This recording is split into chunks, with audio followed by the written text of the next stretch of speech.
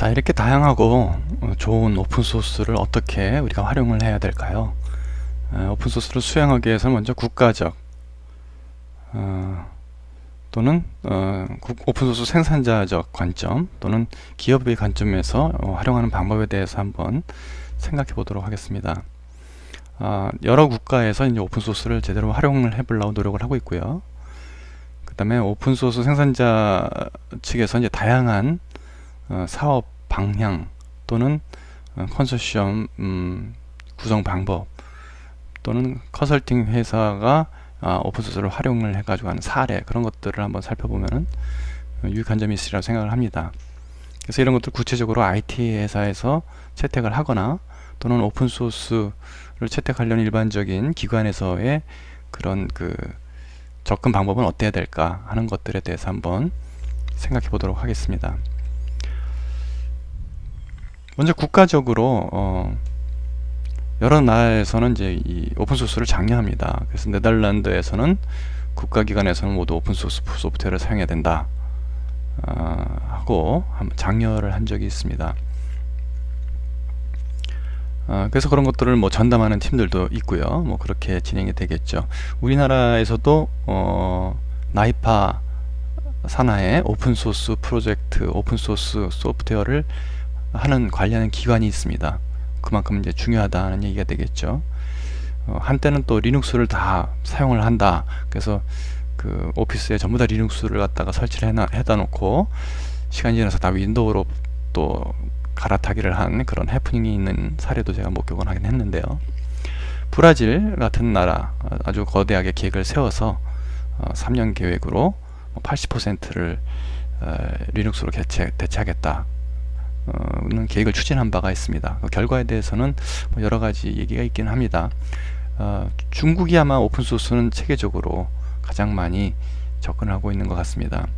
워낙 그렇게 좀 라이센스에 대한 개념이 좀 희박한 곳이죠. 그래서 국가에서도 이제 체계적으로 오픈소스만이 살 길이다 라고 생각을 한 모양입니다. 그래서 COPU 라고 해가지고 China OSS Promotion Union이라고 그런 부처 안에 어떤 기관을 만들어서 활성화를 시도를 하고 있습니다. 그래서 이제 아주 열성적으로 움직이고 있죠. 실질적으로 혜택을 볼 수 있는 분야이기 때문에 국가적으로 할 때는 이제 여러 가지 이제 고려를 해야 될 텐데요. 이제 기업 환경에 잘 맞을 수 있는 OSS를 잘 연구를 해야겠죠. 그 다음에 정부 프로젝트에도 이제 OSS를 많이 쓰도록 하고 지원센터도 만들고 교육에도 힘쓰고 이제 그런 것들이 일반적으로 오픈소스 소프트웨어를 이렇게 활성화할 수 있겠죠. 그 다음에 이제 커뮤니티, 개발자 커뮤니티건 사용자 커뮤니티건 이런 커뮤니티를 잘 지원을 해야지 좋은 활성화 결과를 얻을 수가 있습니다. 오픈소스 소프트웨어에 이제 기여하는 방법으로는 뭐 자기가 프로그램을 개발해서 하는 거 말고도 여러 가지 방법이 있습니다. 제일 첫 번째 단계는 활용만 하는 거겠죠. 그냥 갖다가 잘 쓰는 것도 사실 오픈소스 소프트웨어에 기여하는 것입니다. 잘 쓰다가 이제 문제가 발생하죠. 이거 이상한데 버그 같아. 그럼 이제 보고를 해주고 거기에 대해서 이제 리포팅을 해주는 거죠. 그렇죠? 의견을 제출을 하다가 그런 것들을 갖다가 이제 커뮤니티에 적극적으로 이제 결함에 대한 문제 해결을 적극적으로 이제 제시하게 되고 그러면 이제 레벨 3 정도면은 이제 그걸 갖다가 새로운 사양을 하거나 연계된 작업을 진행해서 커뮤니티에 자기가 이제 제출하는 이런 경우는 이제 개발자 수준이 되겠죠. 그런 경우가 있을 수가 있고요. 뭐 가장 좋은 거는 소프트웨어에 대한 어떤 소명의식 같은 걸 가지고 활동적으로 커뮤니티의 집행부의 역할을 참가하는 것이 가능하겠죠. 여러분들이 뭐 레벨 4까지 다 갈 필요는 없을 것 같습니다. 그냥 잘 소프트웨어를 사용하는 것조차도 오픈소스 소프트웨어에 기여하는 거다라고 이렇게 할 수가 있는 것이죠. 그리고 커뮤니티를 만들어서 이제 체계적으로 활동하는 것도 좋고요. 개발자 또는 사용자 커뮤니티를 만들어서 어떤 제품의 로드맵, 소스코드, 기금, 테스트 등을 관리하는 그런 활동에 참여하고 커뮤니티를 이렇게 잘 유지 관리하는 거 필요하겠죠. 그러면 자발적 참여할 수 있는 프로그래머들을 확보하고요. 일단 그런 조직은 좀 혁신적인 운영과 저렴한 예산으로 운영할 수 있도록 그렇게 해야 하는 것이 중요하겠습니다. 아파치라든지 OSDL, FSF 같은 것들은 아주 좋은 커뮤니티, 오픈소스 커뮤니티 사례라고 볼 수 있겠습니다. 회사에서도 오픈소스 소프트웨어가 이제 회사로 어떤 역할을 꾸며 가기도 합니다. 그래서 워드프레스 같은 경우에는 실질적으로 소프트웨어 오픈소스 커뮤니티가 있고요. 그 다음에 그걸 갖다 사업화하는 어떤 회사가 또 따로 있고, 뭐 그런 식으로 양쪽 다 그 오픈소스를 만드는 개발자가 다 운영을 하는 케이스인데요. 다양한 형태가 존재합니다. 오픈소스 회사하고 상용 회사가 같이 컨소시엄을 구성해서 운영할 수도 있어요. 에클립스 같은 경우가 그런 경우라고 합니다.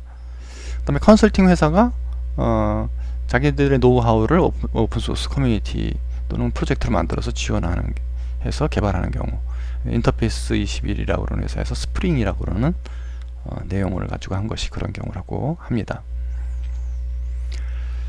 IT 회사는 오픈소스 소프트웨어로부터 이제 여러 가지 혜택을 받을 수 있습니다. 어떤 사업 모델이 가능할까요?